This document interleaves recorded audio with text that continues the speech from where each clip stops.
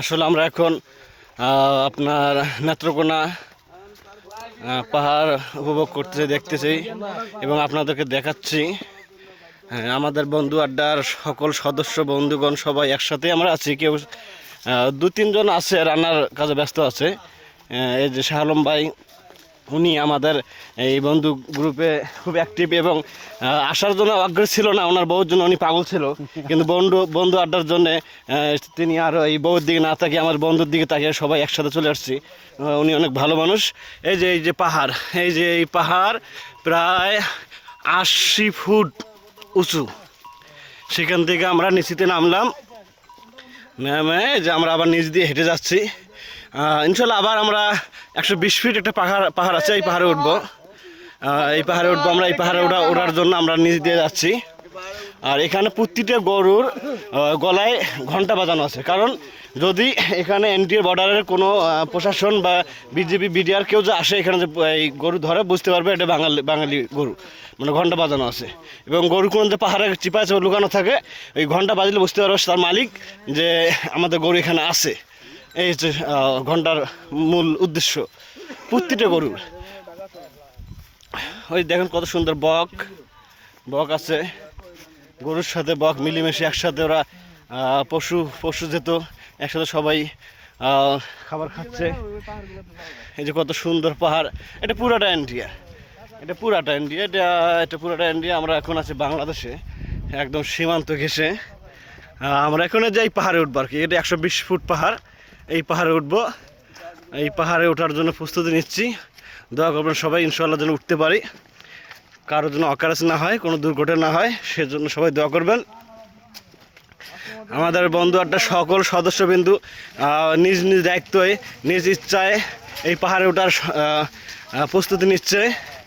এই যে পাহাড়ে আপনাদের সুন্দর করে আমি জুম করে একটু দেখাই, এই যে পাহাড় জুম করে দেখাই। মনে হয় মোটরসাইকেল এদিকে যায়। এতক্ষণ ধরে যারা ভাবতেছেন কে কথা বলতেছে, যে আমি মোহাম্মদ মফিজুল ইসলাম আপনাদেরকে সব দেখাচ্ছি, ঘুরে দেখাচ্ছি। আমরা এমন এক রাস্তাতে যাচ্ছি, খুব ছোট সরু জায়গা আর কি, অনেক ছোট সরু রাস্তা দিয়ে যাচ্ছি। আমরা এই যে রাস্তা যেখানে শুধু মানুষ চলাচল করার মতো একটা জায়গা, এখানে বড় গাড়ি বা বাস কোনো মাইক্রো যাওয়ার মতো কোনো পরিবেশ নেই। হ্যাঁ ভাই, আপনারা যে এই যে 120 ফিট পাহাড়ে উঠবেন, আপনার অনুভূতি কিরকম ভাই? অনুভূতিটা পরে জানেন, আপনার চ্যানেলের নাম বলেন। আমার চ্যানেল হলো বন্ধু আড্ডা। বন্ধু আড্ডা নামে কোনো চ্যানেল আছে? এই যে এখানে আপনি তো আমাদের বন্ধু আড্ডা একজন সদস্য। লাইসেন্স আছে। আমরা ধীরে আমরা এই পাহাড়ের দিকে উঠতেছি। এই যে পাহাড়, এই যে আপনাদেরকে জুম করে দেখাচ্ছি। এই যে পাহাড়, একবার জমশত্তুর থেকে বাংলাদেশের জায়গা ছিল, এই তো বাংলাদেশের ভিতরে আছে। এই যে একজন যে পাকা বড়ই দেখছে, ঢেল মারতেছে, বুঝছেন? বড়ই দেখছে, ঢিল মারতেছে। এই যে পাহাড়ের উঁচু রাস্তার থেকে নিচুতে নামতেছি, এই যে আমার নিচুতে এখন নামবো।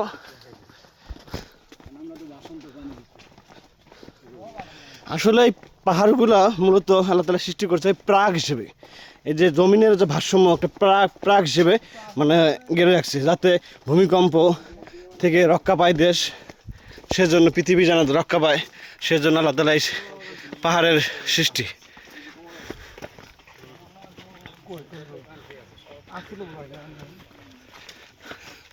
আসলে বড়ই গাছ কত সুন্দর বয়ে উঠছে।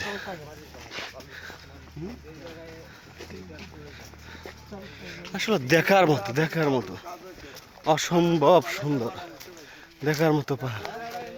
আসলে মোবাইলে কতটুকু জানি দেখাতে পারছি সেটা জানি না। মোবাইলে পাহাড়টি ছোট দেখা যাচ্ছে, এই যে লেচু বাগান, লেচু গাছ, মোবাইলে ছোট পাহাড় দেখা যাচ্ছে, কিন্তু আসলে পাহাড়টি অনেক উঁচু, অনেক উঁচু পাহাড়। এই যে সামনে দোকান পাট আছে, পর্যটকরা সবাই কেনাকাটা করতে পারবে। আমাদের যে ভাইয়া দুটো মজু কিনছে, শরীর ঠান্ডা রাখার জন্য, মানুষ যাতে খাবে শরীরে যেন এনার্জি পায়। শাহ আলম ভাই দুইটা মজু কিনে নিয়ে যাচ্ছে।